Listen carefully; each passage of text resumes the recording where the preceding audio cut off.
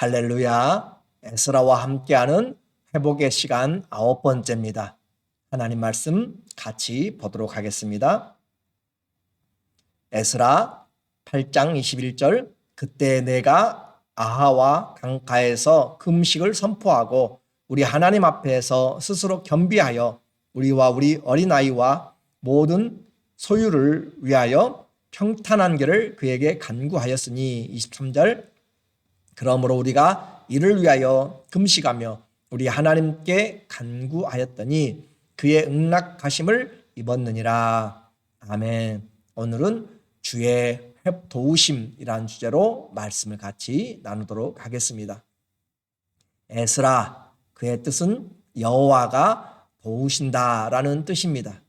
에스라는 하나님의 말씀을 연구하고 또 준행하여서 이스라엘 사람들로 하여금 언약의 백성들로 살게 할 목적으로 그 비전을 가지고 예루살렘으로 돌아옵니다.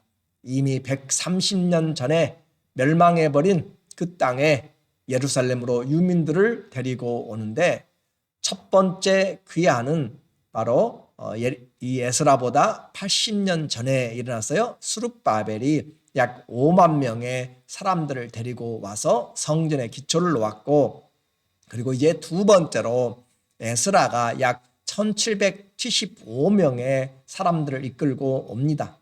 세 번째 귀환은 에스라보다 14년 뒤에 느헤미야가 444년에 느헤미야가 중심이 돼서 오는데 몇 명이 왔다라고 하는 기록은 없어요.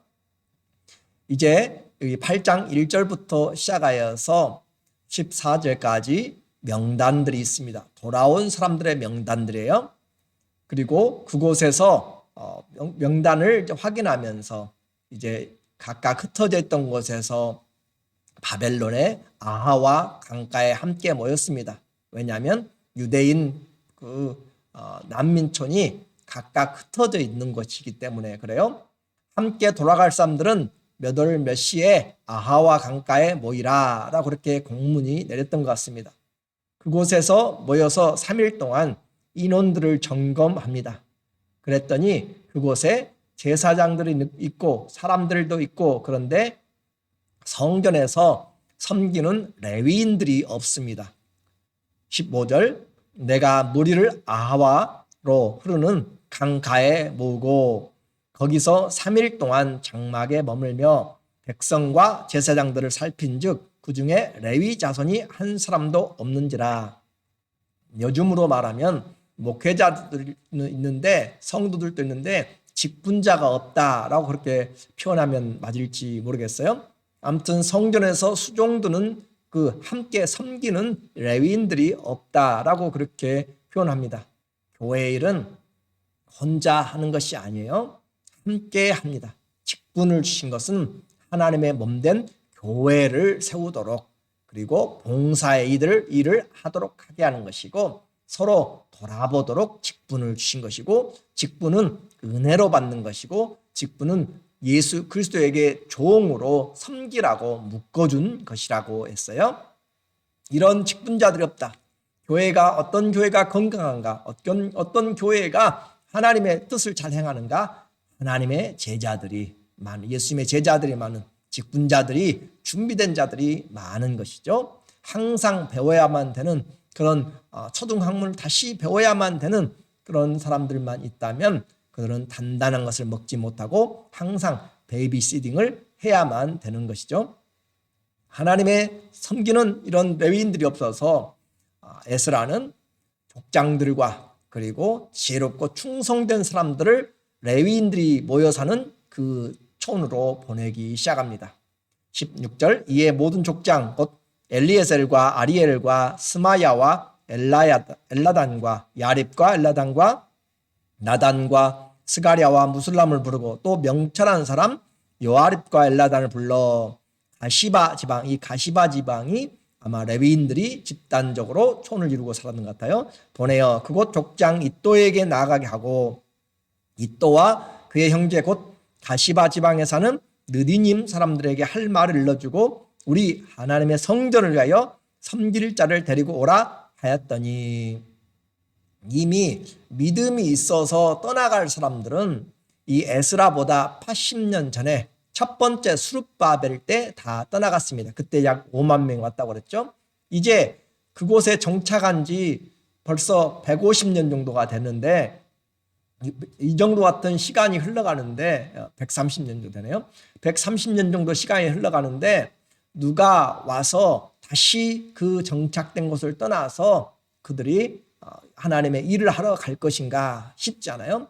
왕의 조서가 내렸습니다. 강제는 아닙니다. 누구든지 갈 사람은 가라라고 하는 것이었어요. 에스라가 권면했는데 다 모이시오라고 해서 아하와 그곳으로 흐르는 강가에 지류에서 지금 모여서 보니까 레위인들이 없다. 가보았자 큰 유익이 없겠다라고 생각할 수 있어요. 모든 것을 또 놔두고 떠나가는 것 결코 어렵지 않습니다. 그런데 이 약 1700명 되는 사람들이 결단한 것, 대단한 것이죠. 그렇게 해서 다시 돌아가는데 레위인들이 그렇게 불러도 오지 않다가 에스라가 족장들을 보내고 명철한 사람들을 보내서 불러내니까 그들이 돌아옵니다. 사람들이 하나님께서 은혜를 주셔서 그들이 돌아오게 되는 것이에요. 하나님이 부르실 때 맨 처음에 응답하지 않더라도 또다시 권면하고 또다시 권면할 때 재차 부르실 때 이 레위인들의 후손들이 순종한 것이 바로 하나님의 도우심이었다라고 표현을 해요. 우리 하나님의 선한 손으로 도우심을 입고 그들이 이스라엘의 손자 레위의 아들 말리의 자손 중에서 한 명철한 사람을 데려오고 또 세레바와 그의 아들들과 형제 18명과 하사바와 무라리 자손 중 여사야와 그의 형제와 그의 아들들 20명을 데려오고 다윗과 방백들이 레위 사람들을 섬기라고 준 느비님 사람 중 성전 일꾼은 220명이었는데 그들은 모두 지명받은 이들이었더라. 기록된 자들이었다라는 것이죠. 이렇게 해서 그들이 함께 오게 되었습니다. 약 260명의 사람들이 추가로 되어서 그들이 함께 오게 되었죠. 사람의 마음을 움직이는 것은 하나님이지만 충성되고 지혜로운 그 사람들을 주님이 통하여서 일하심을 알아야 됩니다. 전도 또 시험 든 사람 권면하는 것, 그들이 한 번, 두 번 거절하고 또 나를 잘 환영해 주지 않는다고 해서 우리가 포기해서는 안 되는 것이에요. 기도하면서 또 가고 주의 도우심을 구하고 그럴 때 주의 마음으로 하나님 앞에 나갈 때 하나님이 그들의 마음을 열어주시고 주의 선한 도우심으로 구원받기로 작정된 자들을 우리를 통하여서 누구요? 순종하는 사람들, 명철하고 충성되고 지혜로운 사람들 통하여서 기도하는 사람들 통하여서 일하시고 있습니다. 우리 교회도 이런 하나님의 일꾼들이 많아지기를 주님의 이름으로 축원하고 여러분 모두가 그런 하나님의 일에 쓰임받는 일꾼이 되기를 원합니다. 하나님 앞에 이제 사람들도 다 모였어요. 그런데 에스라는 바로 출발하지 않고 금식 기도하면서 이 여행을 준비를 합니다. 21절 그때 내가 아하와 강가에서 금식을 선포하고 우리 하나님 앞에서 스스로 겸비하여 우리와 우리 어린 아이와 모든 소유를 위하여 평탄한 길을 그에게 간구하였으니 앞으로 가야 될 것은 그 길은 4개월의 길입니다. 그 먼 길을 갈 때 각 곳곳에 도적과 또 질병과 여러 가지 위험들이 내재되어 있어요. 그 위험한 길들을 어떻게 해요? 우리와 우리 어린 아이와 그 모든 소유들을 평탄한 길을 하나님께 기도한다라고 하는 것이죠. 하나님 앞에 먼저 기도하는 것, 이것이 중요합니다. 모든 것이 다 준비됐어도 기도하고 시작하는 것 너무너무 중요합니다. 에스라가 세상적인 이런 도움을 이렇게 왜 받지 않는가? 하나님 그 에스라가 왕에게 구하는 것은 다 받았는데 왜 군대의 도움을 요청하지 않는가? 그것은 에스라의 믿음의 확신 때문에 그렇습니다. 22절에 이는 우리가 전에 왕에게 아뢰기를 우리 하나님의 손은 자기를 찾는 모든 자에게 선을 베푸시고 자기를 배반하는 모든 자에게는 권능과 진노를 내리신다라고 그렇게 이 에스라가 왕에게 이야기를 했어요. 그래서 길에서 적군을 막고 우리를 도울 보병과 마병을 왕에게 구하기를 부끄러워하였습니다. 우리 하나님의 전능하신 손이 하나님을 찾는 자들을 도와주신다라고 그렇게 이야기를 했는데, 그가 왕에게 군대를 요청하는 것은 그에게 이 부끄러운 마음이었다라고 하는 거죠. 그렇다고 해서 우리가 세상의 은총, 일반 은총, 의사나 병원이나 또 전문가의 카운셀링이나 이런 것들을, 기술들을 무시하란 말이 아닙니다. 그것들은 일반 은총이에요. 그러나 먼저 우리는 하나님께 구하고 그 인도하심을 받는 것이 중요합니다. 지금 이 본문의 내용은 에스라의 믿음입니다. 에스라의 믿음과 확신 때문에 그는 하나님 앞에 그 왕의 도움을 받지 않고 전능하신 하나님의 직접적인 도움을 요청한 것입니다. 에스라가 섬기는 하나님의 선한 손길을 의지하는 것이 왕의 군사들을 도움을 받는 것보다 더 낫다라고, 그렇게 부끄럽다라고 생각하고 믿음의 결단을 통해서 한 것이에요. 그리고 그는 그의 응답을 받았습니다. 그러므로 우리가 이를 위하여 금식하며 우리 하나님께 간구하였더니 그의 응낙하심을 입었느니라. 먼 길을 가야 될 4개월의 여정을 가야 될 사람들이 금식하면서 기도합니다. 잘 먹고 준비해서 가도 시원치 않을 것에 하나님의 도우심을 구하는 것 쉽지 않습니다. 하나님 앞에 내가 정말로 무엇을 목적으로 삼는가? 기도는 내 힘을 의지하는 것이 아니라 주의 도움을 의지하는 것입니다. 그러므로 그만큼 금식이라고 하는 것은 간절함이에요. 하나님 앞에 간절함을 가지고 주 앞에 기도하는 것입니다. 그리고 에스라는 그 일에 우리에게 응답을 받고 도전하고 있습니다. 에스라의 이 아하와 강 그 주변에서 머물면서 일꾼들을 세우고 기도하고 출발하는 이것은 우리의 심령에, 무디어진 심령을 아주 일깨우는 그런 역사를 합니다. 에스라의 기도가 바로 우리의 무디어진 심령, 어떻게요? 현실에 안주하고 살고 있는 그런 사람들에게 주님의 거룩한 부르심을 전함으로써 세상 사는 목적이 하나님을 섬기는 일인 것을 다시 하나님의 직분을 놔버리고 세상에서 지금 살아가고 있는 레위인들과 느디님 사람들과 그 사람들 다시 불러내는 것이에요.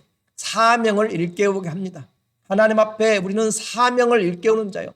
아직도 잠자고 있는 사람들, 아직도 영적으로 깨어나지 못한 사람들, 내가 무엇을 해야 될지 모르는 사람들에게 우리는 그들의 사명을 깨닫게 하는 것입니다.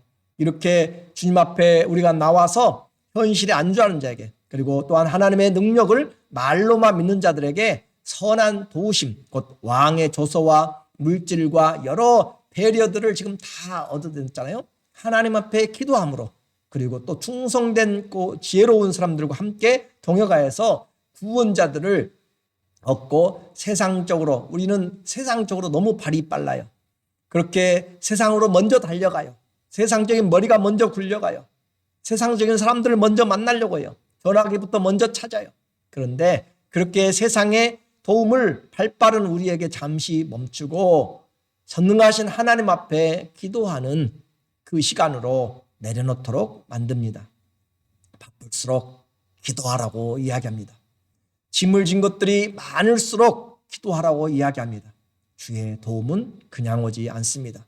구하고 찾고 두드리는 자에게 문이 열립니다. 또한 주님은 우리가 모든 범사에 주님을 찾기를 원합니다. 내가 충분히 할 만한 그런 자격과 능력이 있어도 그것은 당연한 것이 아니에요.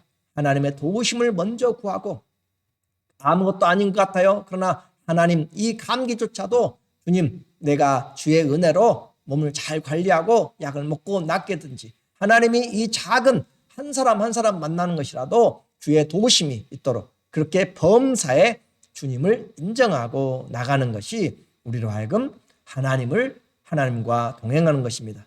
성도는 그렇게 할 때 교만하지 않습니다. 내가 능력이 있어서 이루었구나 라고 하지 않습니다. 인터뷰를 앞두고도 기도하는 것이에요. 사람들을 만나기 전에도, 무슨 일을 하기 전에도 기도하면서, 그래야 주의 도움을 얻고 내 힘으로 된 것이 아니고 주의 은혜입니다. 성도는 주님을 떠나서는 어떻게 해요? 아무것도 할 수 없지만 주님 안에서는 모든 것을 할 수 있습니다. 그것이 핍박이 되고 고난이 되고 갇히는 것이 될지라도 또 아니면 어떤 일이 되더라도 주님 안에서 주님을 위해서는 모든 것들을 할 수가 있는 것이에요. 우리는 주의 도우심이 필요합니다. 한 걸음 한 걸음마다 주의 도우심이 필요합니다. 아침부터 저녁까지 주의 도우심이 필요합니다. 내 힘으로 자고 일어난 줄 알았어요. 아니요. 그런데 그렇지 않더라니까요. 새초부터 새말까지 주님의 도우심이 필요합니다. 우리의 인생 초부터 인생 마지막까지 주님의 도우심이 필요합니다. 주의 도우심이 없으면 우리는 살지 못하는 것이, 살아도 주의 뜻대로 살지 못하고 헛된 인생을 살고 있는 것입니다. 주님이 필요합니다. 주님의 도우심을 간절히 구해야 됩니다. 주님이 도와서 우리의 인생을 세워나갈 때, 고난의 길이라도 주님과 함께 갈 때 사망의 음침한 골짜기라도 우리에게 소망이 있습니다. 감사가 있습니다. 찬송이 있습니다. 간증이 있습니다. 그리고 주님이 세워줄 때 우리는 믿음이 견고해지고 영원한 열매를 맺습니다. 우리는 기도와 말씀이 우리에게 주어졌습니다. 성도에게 놀라운 은혜를 주셨습니다. 기도는 어디서든지 할 수가 있습니다. 하나님의 말씀, 요즘도 내가 어디가 있든지 내가 대할 수가 있습니다. 지금이 바로 은혜 받을 만한 때입니다. 지금이 바로 기도할 때입니다. 우리의 성전은 기도하는 것이고 또 말씀을 듣는 것입니다. 이방 땅, 어느 땅 끝이나 바다나 강이나 산이나 사막에서도 주님은 우리의 간구를 들으십니다. 올해 우리의 도우심을 간절히 구하면서 주님이 새 일을 하기를 원합니다. 주님, 우리의 인생에, 내 인생에, 우리 가정에 새 일을 행하여 주시고 우리 교회에 주님 새 일을 행하여 주시옵소서. 간절히 구하고 주님과 동행하여서 하나님이 선한 손으로 우리를 모든 환경에서 도우시고 역사하는 그런 간증의 사람들이 다 되시는 그런 은혜로운 주의 도우심을 있기를 예수 그리스도의 이름으로 축원합니다. 아멘. 기도하겠습니다. 하나님 아버지, 지금 주의 도움이 필요합니다. 내 앉은 자리에서, 서 있는 곳에서, 둘러싸인 곳에서 주의 도움이 필요합니다. 주님의 치료가 필요합니다. 주의 지혜가 필요합니다. 주의 능력이 필요합니다. 주님의 회복이 필요합니다. 주님, 우리를 도와주시옵소서. 주님, 우리의 자녀들을 도와주시옵소서. 환난과 어려움 가운데, 위기 가운데 있는 모든 자들에게 주님 도와주시옵소서. 주님을 부르는 자들에게 주님 응답하여 주시옵소서. 우리도 간구하며 구합니다. 주님, 교회가 충성된 일꾼들로 함께 세워져 가고 우리를 주의 도구로 인도하여 주셔서 마음의 문들을 열게 하여 주시고 이 교회가 이 우리의 성도들을 통하여서 열방을 섬겨나가는 귀한 교회 되도록 주님 역사하여 주시고 주님이 새초부터 새말까지 함께하여 주심으로 하나님의 놀라운 도우심을 입는 간증의 인생이 되도록 축복하여 주시옵소서. 예수님의 이름으로 기도드리옵나이다. 아멘. 주의 도우심 다시 간절히 구하고 믿고 또 증거하는 우리 모두 되시기를 주의 이름으로 축원하고 사랑합니다.